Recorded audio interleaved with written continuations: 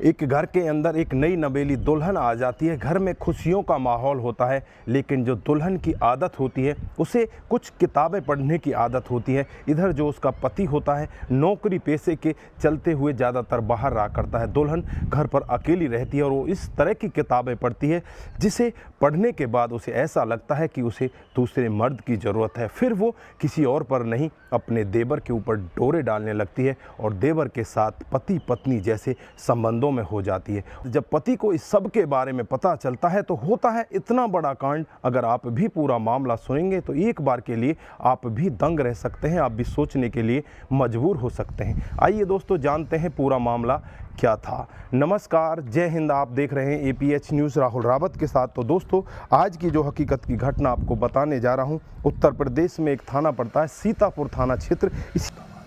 इसी के अंतर्गत एक गांव आता है जिसका नाम होता है महमूदाबाद। ये महमूदाबाद की हकीकत की घटना है। यहाँ पर रमेश नाम का एक व्यक्ति, उसका एक छोटा भाई भी है, घर में माता पिता हैं, बड़े ही अच्छे से इनका परिवार चल रहा है। रमेश जो कि एक प्राइवेट कंपनी में जॉब किया करता है और एक दिन रात को जॉब करने के लिए वो अपने घर से निकलता है और रास्ते में जाकर देखता है एक महिला जो बहुत ही तेज़ी के साथ रो रही होती है। उसे देखकर रमेश वहाँ पर रुक जाता है। महिला अपना नाम निर्मला देवी बताती है।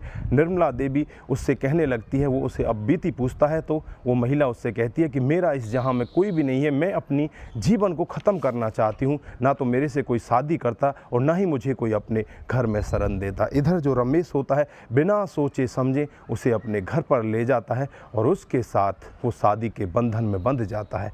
धीरे धीरे उनका परिवार ऐसे ही चलने लगा। जो रमेश होता है ड्यूटी की वजह से ज़्यादातर वो बाहर रहा करता है और कई कई दिन में वो अपने घर पहुंचा करता है। इसी तरह से उनका कामकाज चल रहा होता है। लेकिन जो महिला होती है जिसका नाम निर्मला देवी होता है, वो अपने आप को कुछ ऐसा दिखाना चाहती है, अपने आप को हमेशा यंग रखना चाहती है। उसके लिए वो एक किताब पढ़ती है और किताब में कुछ ऐसा पढ़ती है जिसकी वजह से वो हमेशा अपने आप को यंग दिखाना चाहती है। और फिर वो वहीं पर रहने वाले इस रमेश के छोटे भाई के प्यार प्रसंग में आ जाती है, उसके साथ संबंधों में आ जाती है।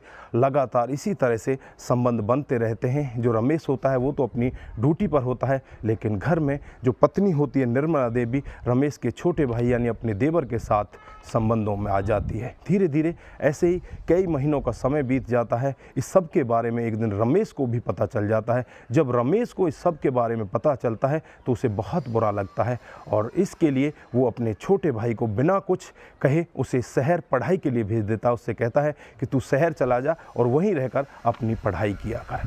अब जो निर्मला देवी होती है वो अकेली रहने लगती है। उसे लगने लगता है कि यहाँ पर इसके पति रमेश ने तेरे साथ में बहुत बुरा किया है। उससे बदला लेना चाहती है और बदला लेने के लिए एक दिन शाम को वो अपने पति रमेश से कहती है कि मेरा आज जी मसला रहा है, क्यों ना हम थोड़ी देर के लिए बाहर घूम आते हैं। फिर घूमते घूमते एक जंगल में पहुंच जाते हैं और वहां पर जैसे ही निर्मला इसे अकेला देखती है इसके ऊपर चाकू से वार करने लगती है। वार भी इतने ज़बरदस्त तरीके से करती है, लेकिन रमेश यहाँ पर मर्द होता है, ये जनानी होती है। इसे फेंक कर अपने आप को बचाकर वहाँ से भागकर नज़दीकी थाने में पहुँच जाता है और इस सब के बारे में पूरी जानकारी पुलिस वालों को देता है। पुलिस वाले बिना कुछ देरी किए हुए तुरंत ही उस निर्मला देवी को अपनी गिरफ्त में ले लेते हैं और जब उससे पूछताछ की जाती है तो एक ऐसा चौंकाने वाला सत्य बताया जाता है जिसे सुनकर पुलिस वाले भी दंग रह जाते हैं। निर्मला देवी बताती है कि ये मेरी पहली शादी नहीं है, इससे पहले भी मैं कई और शादियां कर चुकी हूँ।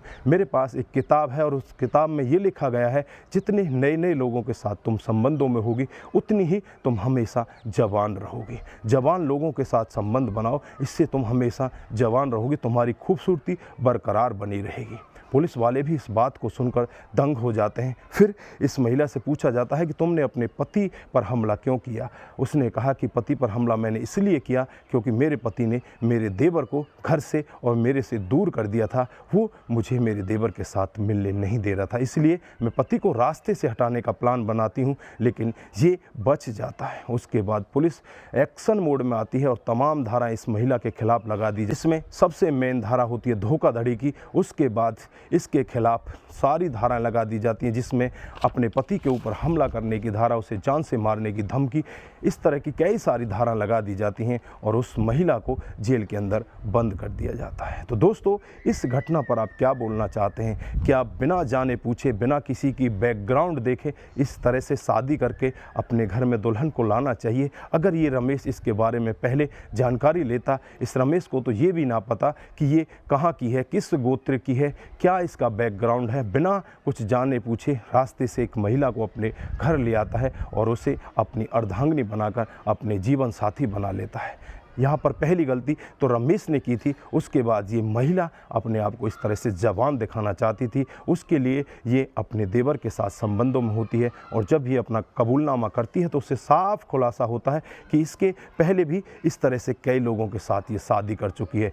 लगभग 6 से 7 महीना शादी करके उनके साथ रहती, उसके बाद उन्हें छोड़कर वहाँ से चुपचाप फरार हो जाती, फिर किसी अगले शहर में पहुँच जाती और वहाँ जाकर अपने नए ग्राहक की तलाशी करती, नए लोगों को ये इसी तरह से फंसाया करती। दोस्तों, ऐसी महिला के बारे में आपकी क्या राय है? आप क्या कहना चाहते हैं? आपकी जो भी राय है एक बार कमेंट बॉक्स में ज़रूर दीजिएगा। दोस्तों, इस घटनाक्रम को सुनाने का उद्देश्य सिर्फ आपको जागरूक करना है, आपको बताना है कि हमारे समाज में इस तरह की घटनाएं भी हो रही हैं। दोस्तों, आज के लिए बस इतना ही, फिर मिलते हैं किसी नए मोड़ के साथ। तब तक के लिए आप अपना ख्याल रखें, अपने परिवार का ख्याल रखें, सतर्क रहें, सावधान रहें और ऐसे क्राइम को अपने आसपास ना होने दें। नमस्कार, जय हिंद,